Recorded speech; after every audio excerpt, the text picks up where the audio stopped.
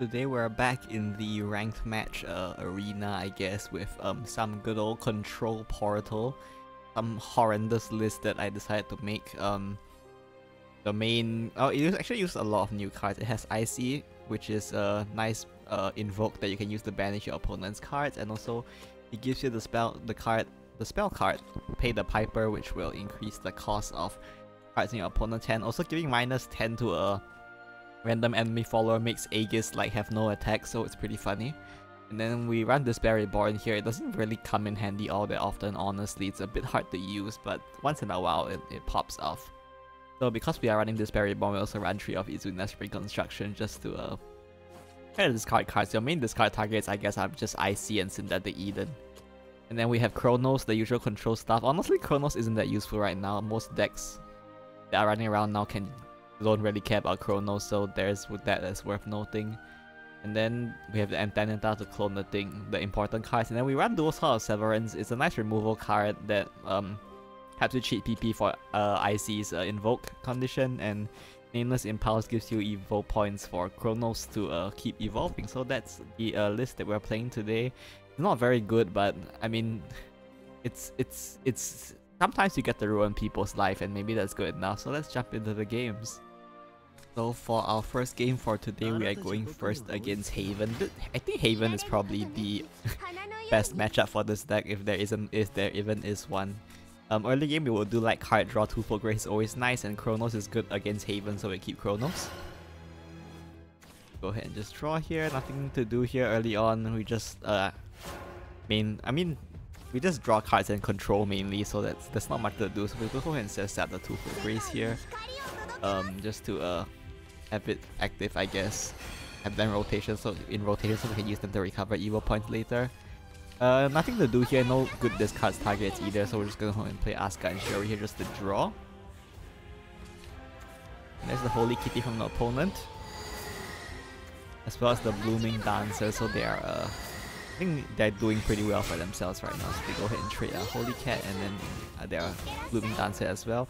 Luckily for me, I decided to trade like this, and then we top deck the Twofold Grace, so we're gonna go ahead and use the Kiyomi to clear the Blooming Dancer here, and then just set up the Rift Dweller, just pick up the spell. We pick the card draw here. You don't use the discard spell all too much because I think the card draw is usually more important. And there's another pair of Holy Cat and Blooming Dancer from them. Then they do trade the Blooming Dancer this time, so I guess they're playing around being cleared. That's fine though, we get the Tsukiyomi here, so we'll go ahead and use Antenata first just to clone the Chronos. We have another Chronos in our hand. We can also consider discarding Chronos to summon it off the Despair later on. But yeah, we'll just go ahead and play the Chronos here, evolve it. Evolving Chronos here prevents them from using Aether to summon out stuff like Illuvia. So if they want Illuvia, they have to summon it naturally. So they do have the Illuvia, so I guess that didn't end up mattering, but oh well. They go ahead and evolve their Illuvia here. So we are going to they actually trade the Antenata instead of the Chronos, which I guess they're trying to deny me the ability to clone cards, but I was just gonna play Chronos anyway, so it doesn't really matter. So we go ahead and draw cards here, and then we use Antenata to clone Chronos again. Have more Chronos, I guess. And we go ahead and just play the Chronos here just to keep locking them. And then we bait them into thinking we have no evo points, so you can just get one out of the spell. The Maisha spell, what's it called? This one. Nameless Impulse, we can just get an evo point off that later on if we need to. There's the Oceanus from our opponent, and they do have enough evo, so it's going to evolve here. They are at 7 evos now, so once they pick up Limonia, we can expect Aegis to come down, which is a bit scary, but not too big of a deal since you have Icey to deal with it. So we'll just go ahead and use the Dreamer Puppet here. Go ahead and get rid of the use Chef with 1 health, and then we can go ahead and use the Chronos here, as well as Nameless Impulse. And then we can go ahead and evolve the Chronos to keep locking their PP. So they're still stuck on 4 now, which is the goal. It is in fact the goal of this deck. You can see we're also at 27 play points used, so we don't quite get Icey to invoke yet. Opponent does use the Aether to invoke their Limonia, which is really cool. I didn't even think of that, but I mean, sick move from my opponent, I guess. And out comes their Heavenly Aegis, which is a bit scary, to be sure. There's the Tsukuyomi here, that's fine. We're gonna go ahead and use the Dual Social Longing to clear Aether. And then that will give us back 4 PP because Aether costs 4. Then we combine the powers of the Puppet and the Tsukuyomi, we can go ahead and clear the Limonia. And we can drop their Aegis' attack down to 0. And as well as make their hand more expensive. We didn't manage to PP lock them here, which is maybe a bit unfortunate, but I mean, it's fine. There's the Lu as well. Lu's gonna heal them, but as you can see, their Aegis is still stuck at 0 attack, which is very funny. And out comes the Icey now. We have a lot of chronos here. We don't really need this much chronos, but first we're gonna draw into our deck. We discard the chronos as well. Got another chronos, we definitely don't need that many. We're gonna use Asuka and Sherry to draw here, and that will banish their Lu. And we can pick up a Light Flash Saber here, just to draw cards in our hand, and then Pay the Piper will help deny them the ability to play cards, as well as keep their Aegis down at 0 attack to make sure they don't surprise me out of nowhere. There's the Blooming Dancer from them. You can see they're having a pretty hard time. There's the 1-cost Orchids. The Asuka and Shuri doesn't really matter, to be honest with you. And I believe we invoke another, we invoke another Icey here. This is our last Icey, I believe, because our last one was in hand. Go ahead and trade off here. Light Flash Saber to draw. And try to just draw deeper into the deck, I guess. It's fine. Go ahead and use Chaos Confligate as well just to get that in effect, and then we can go ahead and play the Chronos here to refund all our PP and Evo points. He will go in the card though, so he does disappear there, but we'll just play a second copy. Go ahead and evolve the Chronos here just to put them down, put their PP back down again, and then just recover the Evo point back. It might have been worth keeping the spell to discard with Izuna's Reconstruction to improve our hand quality here, but I mean, we can just play Despair Reborn, so it's probably fine, right? There's the second Limonia from them. Gonna go ahead and evolve their second Limonia here. And then they will summon another Aegis as well as give themselves a damage shield. And then the Lu as well will help them clear our board. And we are out of Iceys now, so we can't just banish everything that isn't Aegis, so that's a bit problematic, but we can try to answer it. So we pick up a bunch of Pay the Pipers here, that's nice. I'll go ahead and trade off the into the Limonia just to get rid of it, and then we can evolve Chronos here just to keep locking their PP even more. Use it to get rid of the Lu here, and then now we can hopefully try to snipe the second Aegis with Pay the Piper, or we could just play Despair Reborn. Either works really. I guess we're going for it. We go ahead and discard here. Got this Eden, which is cool, but we're gonna try to snipe the Eden with the Aegis with the Pay the Piper, but unfortunately all of them hit the wrong one, so this one now is negative 33 while this one isn't debuffed at all, which is quite bad for us because we are actually out of his Isolendrix as well. Hopefully we can try to find a way out of this before they kill us. Go ahead and play the Rift Dweller here to help us draw cards.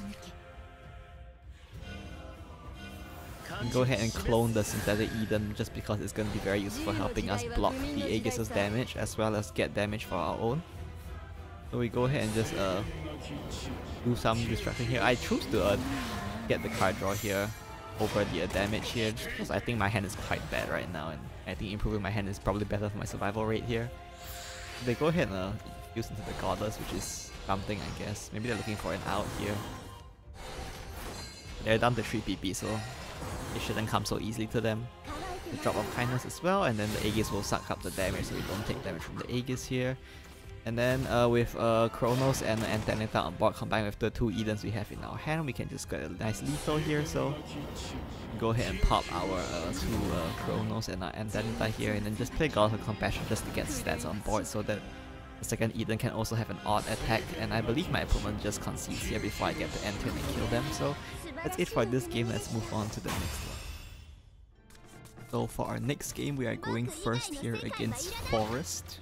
Evo seems pretty popular now, so maybe it's probably Evo.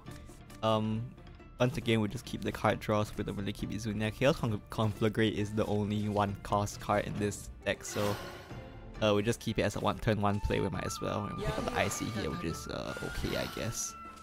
So the two-fold Grey is definitely a very nice turn 2 play there.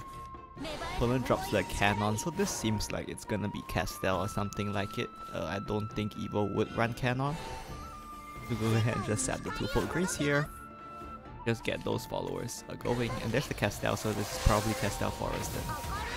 Go ahead and pop our Amaterasu as well as drop out a Fauna Handler and start hitting me in the face, which is not great, but we don't really have an answer for now, so we're just gonna go ahead and use Asuka and Shiori to draw. Hopefully find something we can do. And it's not looking too good right now in terms of trying to answer this board. And then they pull out the Windflower Tiger, so they're gonna hit us in the face for a ton of damage here. We do have the Tsukuyomi here, which can help us answer a bit, so we'll go ahead and trade off the Amaterasu, the Asuka and Shiori, as well as the Tsukuyomi, just to reduce the damage coming to our face. The opponent plays the Licorice here, which is a bit scary, and then the Cannon will go ahead and activate the Licorice here. But I guess my opponent was just getting greedy for the face damage, so they evolve the Cannon instead of the Licorice, which is definitely much better for us. Well, I guess Licorice doesn't activate until she leaves the board anyway, so maybe it doesn't matter that if they evolve Licorice or not. Anyway, either way, we're gonna go ahead and just evolve the Chrono here just to reduce their max PP, so they come in their play, so we get rid of the Cannon here. And we're gonna get our Evo Point back just to deny them any weird Evo Point cheating shenanigans going on. And then they go ahead and evolve the Licorice here, which I guess is to be expected. Go ahead and just hit us in the face. And then they go ahead and bounce their Fairy. Got the Salvia Panther, who's also gonna hit us in the face here. So they're just all out trying to kill us, which is I guess reasonable considering that we are almost dead. So we can hopefully try to dodge that here. We have Goddess here, we're just going to infuse the Chronos and Despair Reborn here just to heal up and keep ourselves alive. Put ourselves at 9, obviously 9 is not going to be enough to live, but hopefully they don't kill us. So there's the Castelle, which will, I believe, get the spell at this point. Yep, it does get the spell. Then they go ahead and bounce that Castelle with Windflower Tiger. Then they go ahead and play the Fairy Fun Fact as well just to get an evolved Fairy on board, I suppose. Another Fairy Fun Fact. There's the May coming out from the deck. We're gonna go ahead and trade off here. Gonna hit us in the. We're gonna Evo face here with the Salvia Panther, put us down to 6. Now this is a very interesting position for us. Cause well, let's talk about it a bit, I guess. If you look at our hand here, we have Synthetic Eden. We can of course use it to heal. I think Synthetic Eden is the best option here, purely because it clears their board, and also well, there's the alternative of playing Icey Evo trade and then play Chaos and pay the Piper to reduce the Salvia Panther to 0. I'm not really sure if that will help me live. They will be at 6 PP next turn, so maybe it could help me live, but the other option is of course Synthetic Eden, and of course I do in fact go for Synthetic Eden here, which is I guess makes sense to me. Synthetic Eden is a good card. So go ahead and get rid of them, and then the Licorice will put us down to 0-5. Now here is the question whether we evolve Eden here. We are only at -5, so if we evolve Eden, we can we're at -5, right? Yep. So if we evolve the Eden here, we can put ourselves at 3 attack hit, and then we can heal up 7 and put ourselves to 13. The problem with that is that our hand is like basically empty. So we'll have to rely on top decking something quite strong next turn, on slamming another Synthetic Eden and hoping for the best.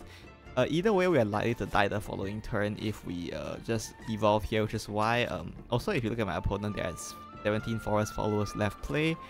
Our Eden conveniently has 0 attack right now, which makes them unable to trade followers into this to kill it. So at this point in the game, my best bet for winning from my point of view is to risk it by ending turn with the Eden at 0 attack.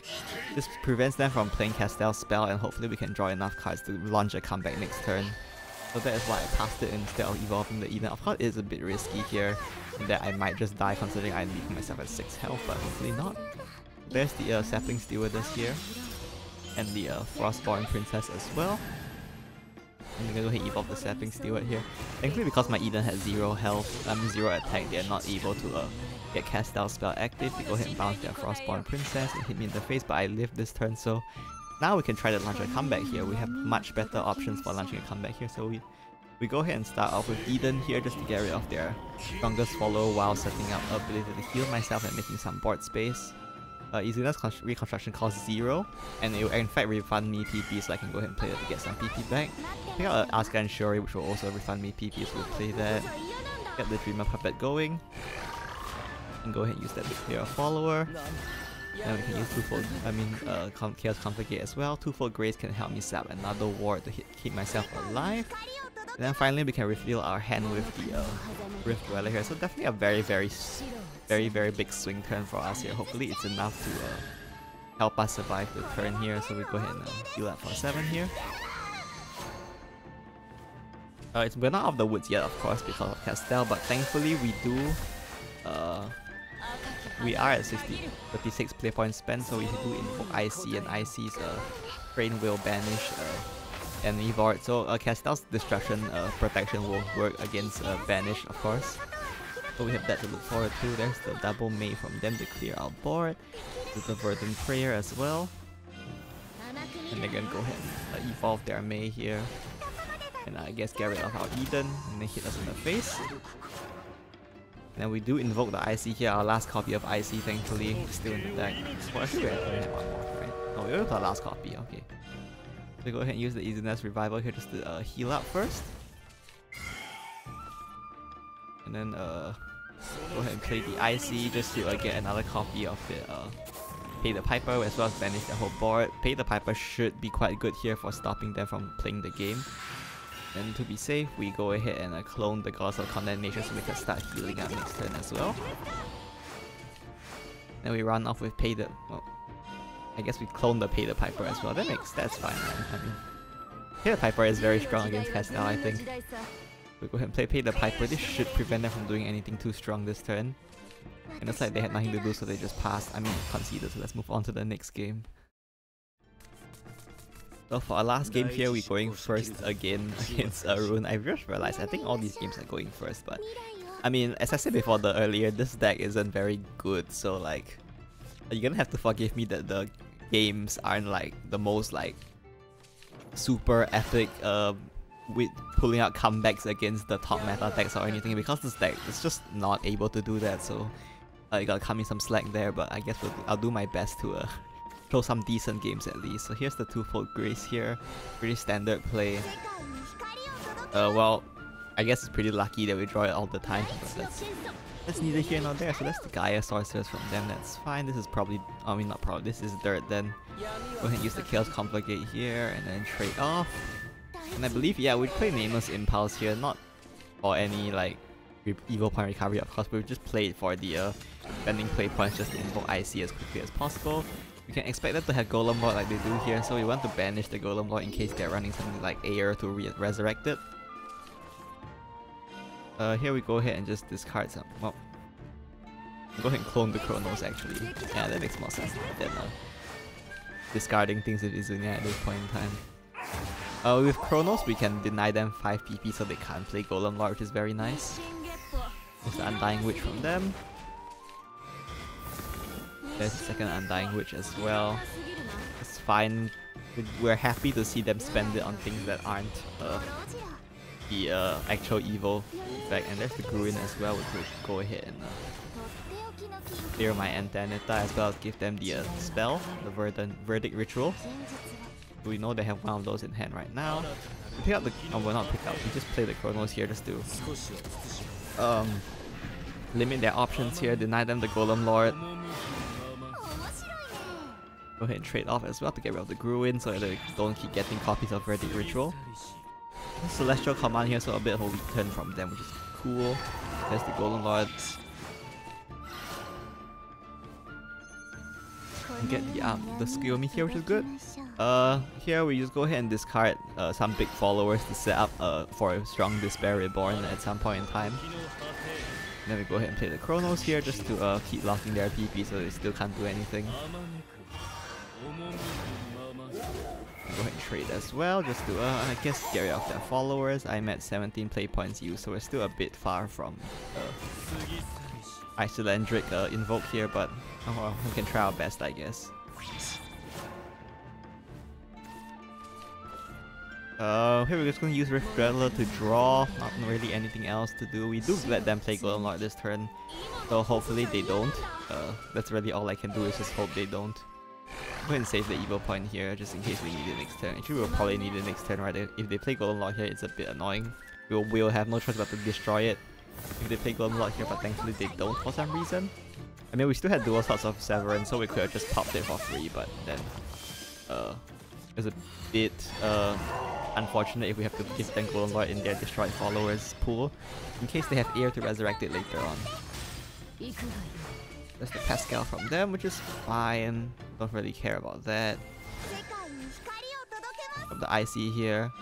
We could play Despair Reborn here, but like, I don't really think there's a reason to, so we go ahead and just get rid of their stuff and then play Icey here. We're gonna play Pay the Piper to limit their options this turn. They can still play Golem Lord, of course, Golem Lord costs 6 now, with Pay the Piper's effect. They trade off their Golem, and we do play the Golem Lord here, which will clear our board, I think. Yeah. And we get to Pay the Piper, and there's the Riley as well, and we take a bunch of damage to face, but that's fine, I guess. So here comes the Ice Electric Invoke, so we can banish the whole board anyway. So here is a bit of a misplay here. If you look at my hand, I mean, if you look at my discarded cards, we have 3 discarded cards. We have Icey, Synthetic Eden. So if we play Despair Reborn straight here, there is like a very small chance that Despair Reborn tosses both the Puppet and the Goddess, causing me to have 4 followers discarded, which means 1 gets overflowed. And then there is a chance that the Eden gets overflowed, and when we play Despair Reborn, we are quite reliant on Eden coming out from it, because Eden will refill the hand that we discarded from Despair Reborn. So very slight misplay here that ends up being a very big deal, because that does in fact happen. So we do lose the Eden here over the Puppet. We definitely should have played and traded the Puppet before playing the Despair Reborn here, and we lost the Eden because of it, and because of that our hand is empty now, so we are very reliant on our top decks to help us save us here. So Sweet Defender Golem from them. Gonna destroy our board here and summon out the Goddess, which I guess my opponent decides not to clear, which is fine. Beneficial for me, I guess. And we are out of Ices in our deck, so unfortunately we don't get to invoke it. So go ahead and use Pay the Piper, try to get it on the Golem, Defender Golem, but unfortunately I miss. So go ahead and play the Despair Reborn again here. And since we pick up the Gods of Compassion here, we can use it to clear the Sweet Defender Golem. And there's not really any, well, I guess it's fine to just trade the thing. And then Eden will draw me a new hand, so we can hopefully come back from that. Or rather, come back using that. There's the Levi from my opponent. We'll go ahead and hit a lot of damage here and evolve the Levi. They top deck that Levi, by the way. Wait, did they? Well, maybe they didn't. Wait, that cost 6. No, they didn't top deck it. So we go ahead and fuse. Well, see what I decide to do here. So I do fuse first because I feel like getting multiple copies of Colors of Condemnation is my best odds of winning this game at this point, because I'm pretty behind right now. We go ahead and play the Goddess here. And we can use Chronos to refill our hand. I mean, not refill our hand, refill our play points and our evil points. And we play the other Goddess as well, just to heal up, to make sure we're not in any range of any random lethals out of nowhere. And then we round it off by PP locking them with Chronos here. And of course we play the Chaos Congregate here just to as our late game condition now that we've exhausted most of our good cards. And there's another Levi from them, so we are gonna go ahead and take a bunch of damage from this Levi as well.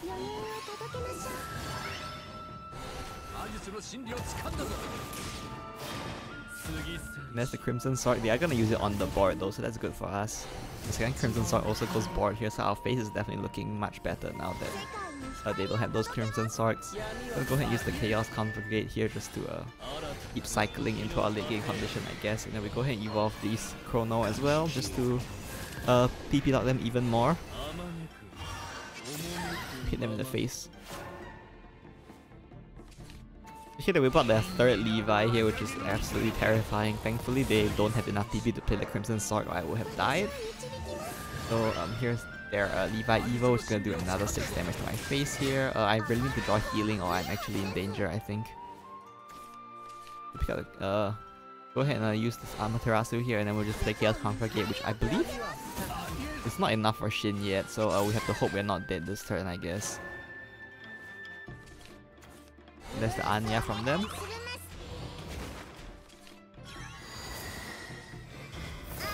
Fine, and there's a Familiar's Pact as well. I believe that gives them Golem Lord, so I'm probably gonna die next turn.